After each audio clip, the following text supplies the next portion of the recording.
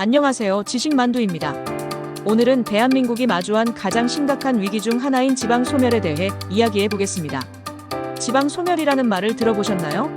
도시화, 저출산, 고령화로 인해 지방의 인구가 지속적으로 감소하고 결국엔 사람이 살지 않는 마을, 지역 자체가 사라지는 현상을 말합니다. 여러분도 한 번쯤 뉴스에서 어느 마을의 마지막 학생이 졸업했습니다. 동네에 폐교가 생겼습니다. 같은 기사를 본 적 있으시죠? 이런 기사가 등장한 지 벌써 십수년이 지났고 이제는 더 이상 낯설지 않은 일이 되었습니다. 지금도 전국 곳곳의 시골 지역, 지방 도시들이 사람들의 발길이 끊기며 소멸 위기에 놓여 있습니다. 그렇다면 이처럼 인구 소멸 위기에 처한 지역들이 정말 사라진다면 무슨 일이 벌어질까요? 1. 인구 소멸은 왜 일어나는 걸까? 본격적인 이야기에 앞서 지역 소멸의 원인을 먼저 살펴보겠습니다. 우리나라는 1960만 1970년대 산업화가 진행되면서 농촌에서 도시로의 급격한 인구 이동이 시작되었습니다. 이른바 이촌양도 현상입니다. 당시 젊은 세대들이 일자리를 찾아 대도시로 떠났고 지방은 점점 고령화가 진행되었습니다. 이 현상이 이어져 2020년 이후 우리나라의 많은 지역에서 출산율이 사상 최저치를 기록하면서 상황은 더욱 심각해졌습니다. 젊은 인구가 줄어들고 노년층만 남는 구조가 고착화된 것입니다. 행정안전부에 따르면 이미 전국 228개 시군구 중 100여 곳 이상이 인구 감소 지역으로 지정되었습니다. 이 지역이 소멸하면 어떤 일이 벌어질까? 지역 소멸이 현실이 된다면 단순히 빈집이 늘어난다 정도로 끝나지 않습니다.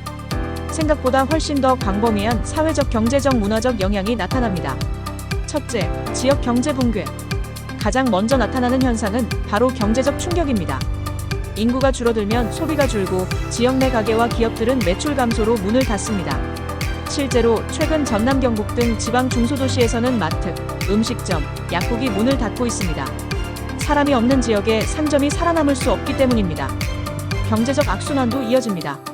일자리가 없으니 사람들이 더 떠나고 그러면 지역 경제는 다시 악화되는 구조로 계속 돌아갑니다. 결국 남아있는 인구마저 지역을 떠날 수밖에 없습니다. 둘째, 사회 인프라 붕괴. 지역 소멸은 사회적 기반 시설에도 큰 영향을 미칩니다. 병원, 학교, 도로, 대중교통 등 기본적인 사회 인프라가 운영되려면 일정 수준 이상의 인구가 필요합니다. 특히 의료시설과 교육기관은 가장 먼저 무너지게 됩니다. 최근 강원도, 경북, 전남의 여러 지역에서 폐교가 잇따르고 병원도 문을 닫는 사례가 빈번히 나타나고 있습니다. 이러한 사회적 인프라가 사라지면 노년층 인구는 더욱 취약한 상태에 놓이게 됩니다. 제대로 된 의료 서비스가 제공되지 않아 응급 상황에도 신속히 대응할 수 없게 되는 것이죠.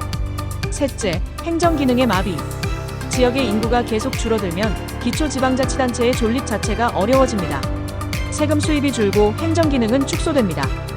이미 일부 지역에서는 지방 공무원을 유지할 수 없을 정도로 예산 부족이 심각한 수준에 이르렀습니다.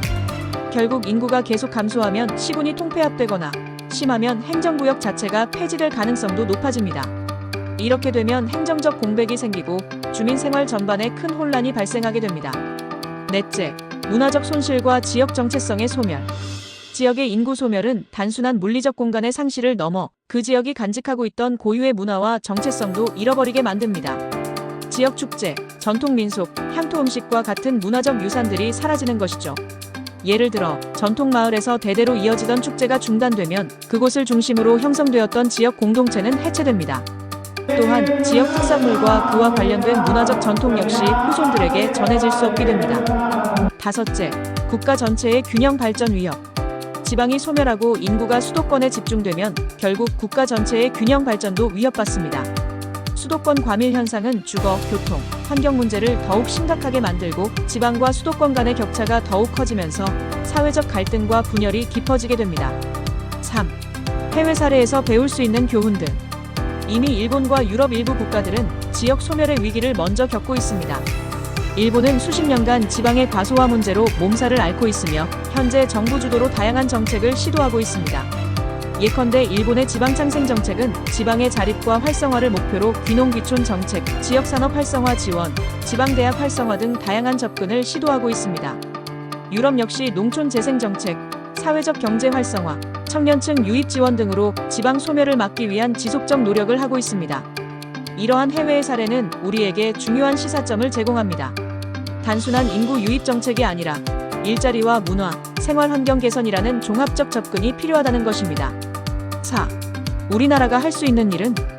한국 역시 지방 소멸 문제를 해결하기 위해 다양한 접근을 시도하고 있지만 아직은 충분하지 않습니다. 더 적극적이고 근본적인 해결책이 필요합니다. 첫째, 지방 일자리 창출과 지역 경제 활성화가 가장 중요합니다. 청년이 떠나지 않고 정착할 수 있는 좋은 일자리가 있어야 합니다. 둘째, 정주 여건의 개선이 필요합니다. 교육, 의료, 문화 등 삶의 질을 높일 수 있는 사회적 인프라를 적극적으로 구축해야 합니다. 셋째, 귀농귀촌, 지역대학 지원 등 장기적이고 지속 가능한 정책을 추진해야 합니다. 정부 지원금이나 인센티브 등 경제적 혜택뿐 아니라 실제 삶의 질을 높일 수 있는 환경을 만들어야 합니다.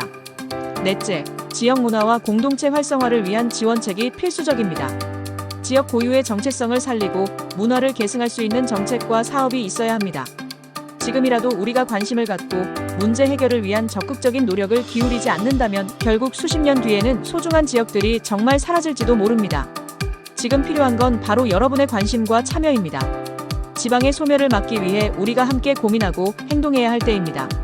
오늘 영상이 도움이 되셨다면 좋아요와 구독 부탁드립니다. 지금까지 지식만두였습니다.